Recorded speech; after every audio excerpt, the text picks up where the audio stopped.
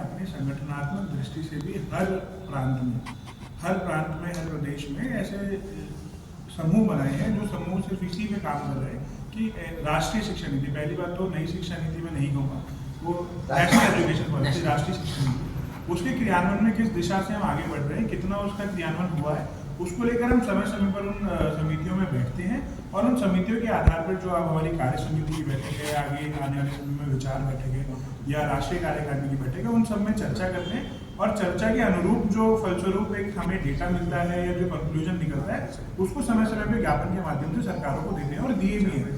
अभी हाल ही में जो हमारे महामंत्री जी ने ज्ञापन बताया जो हमने देश के शिक्षा मंत्री को दिया, उसमें भी राष्ट्रीय शिक्षा नीति के क्रियान्वयन की ओर में किस तरीके से उसको स्पीड अप करना है प्रोसेस को, उस पूरे विषय पर बहुत विस्तृत चर्चा हम लोगों ने की है। मैं राजस्थान के संदर्भ पे और महिला को न्याय देने के लिए जो आप विषय बता रहे हैं उस पर विद्यार्थी परिषद ने संघर्ष प्रयास किया है और न्याय पद यात्रा के माध्यम से महिलाओं को न्याय दिलाने और युवाओं को न्याय दिलाने के लिए कांग्रेस सरकार और जो विरोधी सरकारें हैं उनके खिलाफ 150 किलोमीटर की एक यात्रा निकाली थी, जिसे न्याय पद यात्रा के माध्यम से राजस्थान की सरकार और विद्यार्थी परिषद ने रखा। और मैं ये भी बताना चाहूँगा, जैसे आप लोकल मुद्दा आप बता रहे हो, जो ये शिक्षक का सम्मान, जो थप्पड़ मारने का विषय बता रहे हो, तो ऐसे विषयों के ऊपर विद्यार्थी परिषद हमेशा खड़ा रहा है और ऐसे विद्यार्थियों के खिलाफ हमेशा विद्यार्थी परिषद ने दिन हो गए भाई साहब आपको खड़े रहते हो। बिल्कुल भाई साहब, क्यों एक भी प्रदर्शन नहीं हुआ, 4 दिन हुआ है, क्यों नहीं हुआ? बताओ आपने किसको ज्ञापन दिया है? बताओ आप, मैं बताऊं उसका सवाल में। आप जब इस मुद्दे की बात कर रहे हैं ना, तो बताइए आप कहाँ खड़े थे? ये आपने बताइए ना, बताइए। इस विषय को लेकर किसी को ज्ञापन दिया क्या? इस विषय को लेकर हमने प्रशासन, जो एमबीएम विश्वविद्यालय का ये विषय है, इस प्रशासन को लेकर हमने बातचीत भी की है, क्योंकि हमारी ये बैठक चल रही है। बातचीत मैंने भी मुख्यमंत्री से की है। उससे क्या होता है? बयान आया क्या किसी का?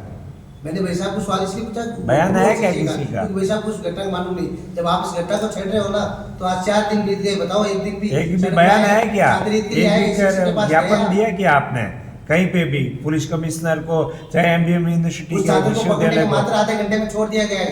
के खिलाफ कार्रवाई हो चुकी है और विद्यार्थी को, सर मैं कह रहा हूँ कार्रवाई हुई है, सिर्फ आधा घंटे में छुटा है, राज का बाधा SC/ST का मुकदमा है, उसके बावजूद भी वो 15 मिनट में भाई साहब खूब करे प्रदर्शन किया, मगर आज तक विद्यार्थी परिषद उसके खिलाफ प्रदर्शन भी करेंगे और उसके हम नहीं कह रहे आप करें नहीं करें, हम तो आपने कहा नहीं हम खड़े थे इस घटना में, तो पूछ रहा हूँ कहाँ खड़े थे, हमने सवाल नहीं पूछा आपने। के आसपास हम लोग केंद्रीय शिक्षा मंत्री से मिले थे, नरेंद्र मोदी से। हमने हमारे मैनिफेस्टो में जो हमारा जो ज्ञापन है, उस ज्ञापन में हमने उनको कहा है कि छात्र संघ चुनाव अनिवार्य होना चाहिए। हम यूजीसी के चेयरमैन से मिले, हमने उनको भी कहा है, क्योंकि उनका कार्य नहीं है, लेकिन फिर भी उनके संज्ञान में डाला है कि हायर एजुकेशन में छात्र संघ चुनाव कितने महत्वपूर्ण होते हैं। सरकार के सामने भी हमने मांग रखी है। हम पूरे देश भर में हर विश्वविद्यालय के अंदर छात्र संघ चुनाव चाहते हैं, होना चाहिए, तभी समाज को भविष्य का नेतृत्व मिल सकता है।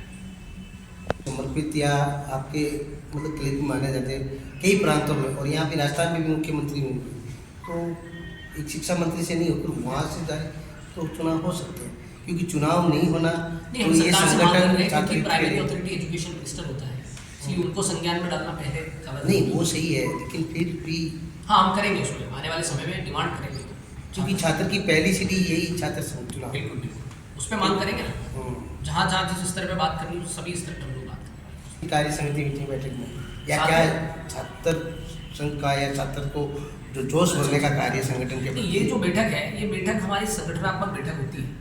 इसमें जो विद्यार्थी परिषद के कार्यकर्ता हैं, जो विभिन्न प्रांतों में प्रतिनिधित्व करते हैं संगठन का, उनका एक एकत्रीकरण एक तरीके से, ऐसे 102 लोग होते हैं। उसमें संगठनात्मक ढांचे में हमें क्या समय अनुकूल बदलाव करना है, क्या हमारे और अच्छे स्टेप्स हो सकते हैं, क्या हम हमारे संगठन को किस प्रकार से सुदृढ़ कर सकते हैं, किस प्रकार से हमारी कार्य योजना जो है वो और अच्छे तरीके से इम्प्लीमेंट हो सकती है, उन सभी बातों पे विचार विमर्श उसमें होना है।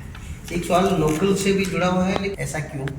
नहीं, ऐसा ये एनालिसिस का पार्ट है, और हर जगह विद्यार्थी परिषद, देखो विद्यार्थी परिषद एक ऐसा छात्र संगठन है जो सतत साल भर कार्य करता है। सिर्फ छात्र संघ चुनाव के समय हम लोग चुनाव की बात काम नहीं करते हैं, है ना।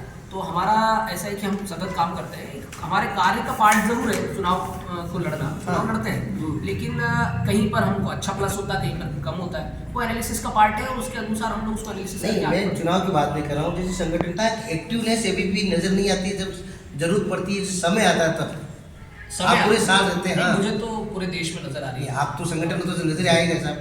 मारवाड़ी में, हमारी मारवाड़ी में कहा आप होता है आप व्यक्ति शायद मान कोई आपका काम प्रश्न करके। जो है वो लोकल परिस्थिति की दृष्टिकोण से हाँ। शायद आप पूछ रहे हैं, इसलिए लोकल, आप देख लो राजस्थान की बात करूँ, मैं पूरे राजस्थान में यही हालात है। नहीं, राजस्थान में आप देखिए लास्ट ईयर जब पेपर लीक की इतनी घटनाएं हुई, इतना सब कुछ हुआ, तब हमारे संगठन ने कितना आंदोलन किया। हमारे कार्यकर्ताओं ने सरकार के खिलाफ आंदोलन करने के कारण कितनी लाठियां खाई, जेल गए हमारे कार्यकर्ता लोग। हर मुद्दे, हर जगह पर हमारे कार्यकर्ताओं ने संघर्ष किया छात्रों को न्याय दिलाने के लिए। न्याय ऐसा मिल नहीं गया? है जो न्याय मिल गया, अब तो बंद कर दिया ना। नहीं, तो एग्जाम